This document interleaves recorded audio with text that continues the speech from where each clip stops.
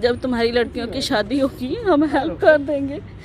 इसी आस में आके उसने दवाई ले ली तो और मर गए। दीदी इस समय आप बोलने की नहीं स्थिति में नहीं है, लेकिन फिर भी बताया जा रहा है कि कल ही उनका जन्म दिवस था और कल ही उन्होंने अंतिम निद्रा ले लिया। कल उसका जन्मदिन था और कल ही वो उसका लास्ट डे बन गया। दीदी क्या कुछ कार्रवाई की मांग करते हैं? आपके जीजा जी भी सही नहीं है, वो भी जिंदगी और मौत की लड़ाई लड़ रहे हैं। उसके हस्बैंड को अभी हार्ट का अटैक। यमुनानगर में एक बार फिर से एक महिला के सुसाइड का मामला सामने आया है। जगाधरी की मनोहर कॉलोनी की रहने वाली महिला, और सबसे बड़ी बात देखिए कि कल उस महिला का जन्मदिन था। जी हाँ, बीते दिन उस महिला का जन्मदिन था, लेकिन जन्मदिन वाले दिन ही उस महिला ने अपनी जीवन लीला को समाप्त कर दिया। पता लग रहा है कि ससुराल वालों की ओर से उस महिला को प्रताड़ित किया जा रहा था और इस बात को सहन नहीं कर पाई और जिस दिन उसका जन्म हुआ और उसी दिन उसने अपनी जीवन लीला को समाप्त कर दिया।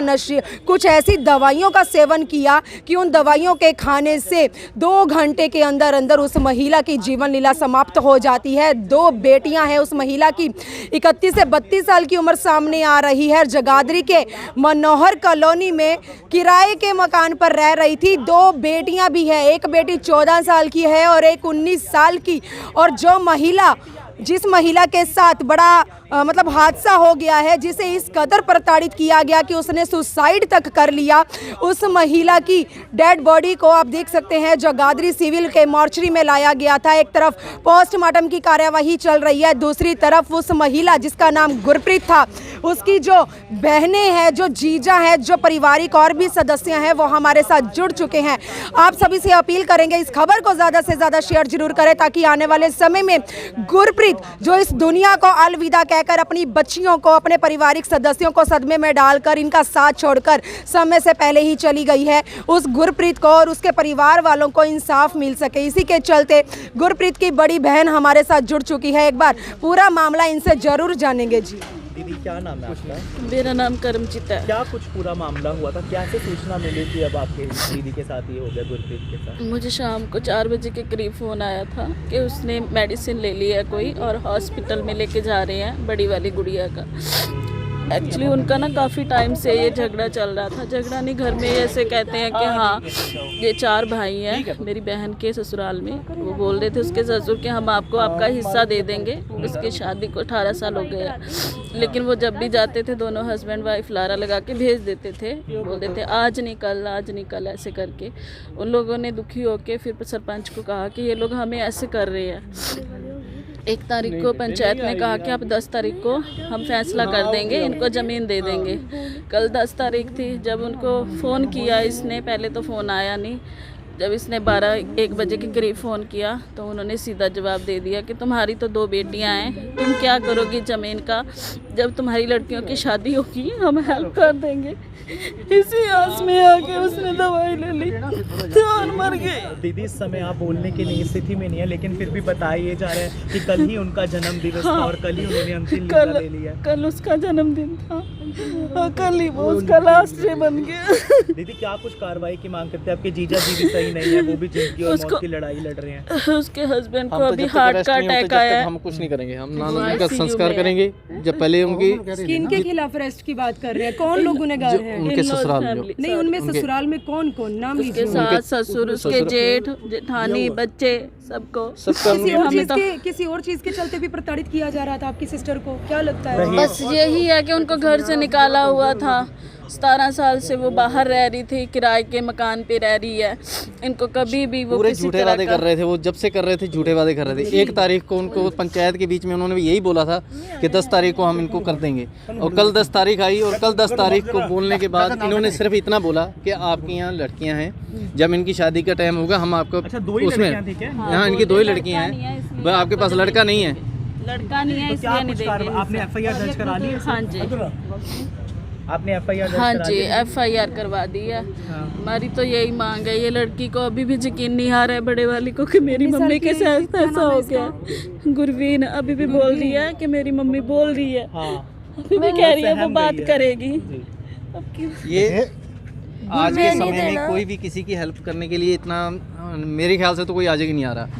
क्यों नहीं आ रहा? तो अभी उसके देखो ससुराल वो वाले भी नहीं आए, आपने अरे बता दिया। आए थे, वो कल शाम को आ रहे हैं, उसके जेठ जी ने फ़ोन किया और उल्टा इसको इसने उठाया, किसी के और फ़ोन से बात कर रहा है और इसको गाली दे रहा है। बोला आप लोग, मैं वो नहीं बोल सकता जो उसने लड़की के लिए बोला क्या है। मतलब सर, मतलब क्यों गाली दी वो गई? सिर्फ वो कहा कि तुम लोग यही काम कर सकते हो, हाँ जबकि हम कुछ नहीं ले रहे थे। हमने मेरी तो जो खुद की दुनिया में सारी हक है वो फैमिली हक लिया बाहर जाता हमारी, है, ऐसा तो हक कुछ है नहीं है कि हमारे वो पास बच्चियों कुछ का नहीं, हक है, हम कर हक रहे तो हैं। मिलेगा।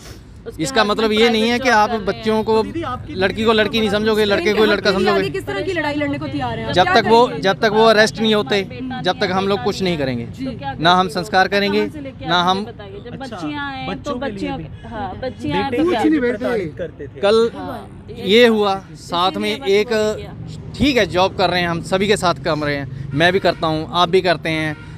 फाइनेंशियली कोई भी इतना करोड़पति नहीं होता जो हम मिडिल क्लास के लोग होते हैं, ठीक है। इसके साथ हर एक चीज़, इन्होंने सुनियारे से हमने सामान बनवाया, अभी धीरे धीरे पैसे दे रहे हैं उसको, सब कुछ कर रहे हैं। 20,000 रुपया उसको अभी थोड़ी दिन पहले दिए हैं और 20,000 रुपया फिर दिए थे। इधर ही हैं सर, वो घर पे गए हैं, उन्होंने फिर दिए थे। और कल वो आया, जस्ट उन्होंने मना किया उधर से कि हम ज़मीन नहीं देंगे, वो जस्ट वो आकर वो इनकी स्कूटी ले गया, जो कि गुरप्रीत ने फाइनेंस पर ली हुई है, वो उसकी किस्तें भर रही है, उसका सब कुछ कर रही है, उसके नाम पर है। लेकिन वो क्या किया उन्होंने, हाँ वो आया, इसके हस्बैंड से उसने चाबी छीन कर स्कूटी लेके चला गया। इनके ऊपर तो पहले ही वो मार थी, ये तो उसमें सदमे थे कि हमें फिर वो एक तरफ तो वो बोल रहे हैं रजिस्ट्री कर रहे हैं आपकी, आओ ये फ़ोटो खींचते हैं, वो एक तरफ से वो इतना बड़ा सदमा दे रहे हैं कि हाँ भाई हम नहीं कुछ करेंगे, आपकी तो लड़कियां हैं। आखिरी बार गुरप्रीत से कब बात हुई थी आपकी? मेरी हुई थी 2 दिन पहले, मेरी तब मुश्किल लग रही थी सर, वीरवार को काफी नहीं। किसी स्ट्रेस कोई लग रही बात थी? आप लोगों के साथ स्ट्रेस शेयर तो की? देखिए वो 1-1.5 महीने से थी। अच्छा, वो परेशान थी कि हाँ हमको ऐसे करके बुला रहे हैं और कोई हल भी नहीं निकाल रहे हैं। मेरा घर वाला प्राइवेट जॉब पे है, डेली आने जाने का खर्चा लग रहा है, तेल वगैरह लगता है, मैं कैसे एडजस्ट करूँ। हम लोग उसको फाइनेंशियली हेल्प कर भी रहे थे, लेकिन फिर भी लास्ट टाइम में उसने किसी से कोई बात नहीं की है। बस तो मैडम आप कुछ कार्रवाई की मांग करती हैं पुलिस प्रशासन से, बुढ़िया गेट पुलिस से, पुलिस अधीक्षक हम तो यही चाहेंगे जितनी जल्दी हो सके हमें इंसाफ मिले, उन्हें अरेस्ट किया जाए। तो पर्चा दर्ज कर लिया गया? पर्चा दर्ज कर दिया है, पुलिस बहुत अच्छा अपना काम कर रही है, हर एक चीज़ कर रही है। Satisfy हैं? हाँ, पुलिस के साथ हम बिल्कुल सेटिस्फाइड हैं। जो उन्होंने कार्रवाई अभी तक की है उनके लिए हम बिल्कुल वो हैं, जी हाँ। ठीक है। तो मौके पर सोचा था इतनी जल्दी गुरप्रीत इस दुनिया को अलविदा कह जाएगी? बिल्कुल नहीं सोचा था। हमारी किस्मत इतनी ख़राब थी कि हम उसको कल बर्थडे विश भी नहीं कर सके।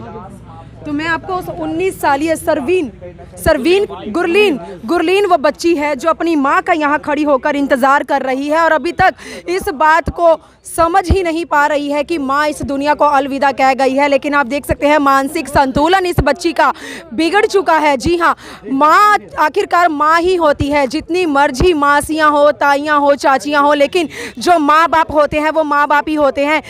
गुरवीन के जो पापा हैं वो भी ज़िंदगी और मौत से पहले ही लड़ रहे हैं, लेकिन माँ ने भी अपनी अंतिम सांसें ले ली हैं। बीती शाम माँ का जन्मदिन था और माँ ने अपने जन्मदिन वाले दिन ही अपनी जीवन लीला को समाप्त कर दिया। जी हाँ, जगाधरी के मनोहर कॉलोनी की रहने वाली गुरप्रीत, जिसकी उम्र 31 से 32 साल की सामने आ रही है, 2 बच्चियां भी हैं। आपको बताना चाहेंगे कि बहुत लंबे समय से अपने घर से, अपने ससुराल वालों से बाहर किराए के मकान में रह रही थी, लेकिन अपना हक, अपने बच्चों का हक मांग रही थी। लेकिन जब हक नहीं मिला और ससुराल वालों की तरफ से इस कदर प्रताड़ित किया गया कि दवाइयों का, कुछ ऐसी दवाइयों का सेवन किया कि मात्र 2 घंटे के अंदर उस गुरप्रीत की जीवन लीला समाप्त हो जाती है। आप देख सकते हैं कि आज भी हमारे समाज में दहेज लेना और दहेज देना कानूनन अपराध है, फिर भी ऐसे कुछ दहेज के लॉबी भी बैठे हैं जो कहीं ना कहीं अपनी बहू बेटियों को प्रताड़ित कर रहे हैं। और ऐसे भी केस सामने आते हैं जहाँ पर बहुएँ अपने बच्चों के लिए, हक के लिए जब लड़ाई लड़ती हैं तो उन्हें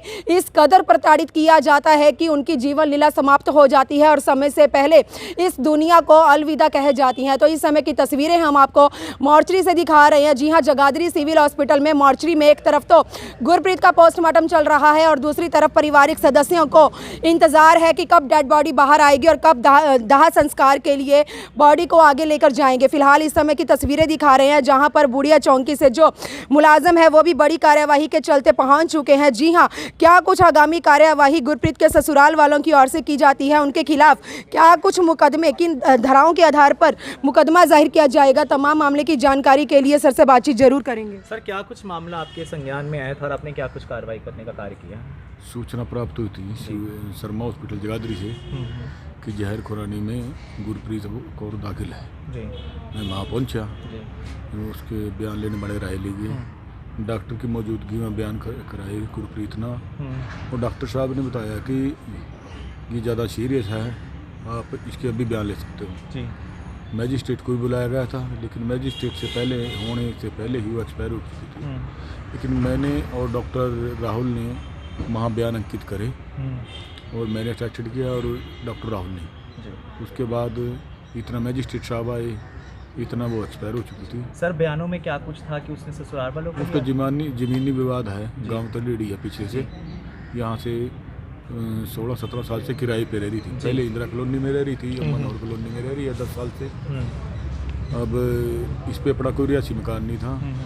अब इनके ज़मीनी विवाद के लिए पंचायत हुई थी, आज 10 तारीख को पंचायत हुई थी कि उसका जो हिस्सा दिया जाएगा, लेकिन उनके परिवार वालों ने मना कर दिया।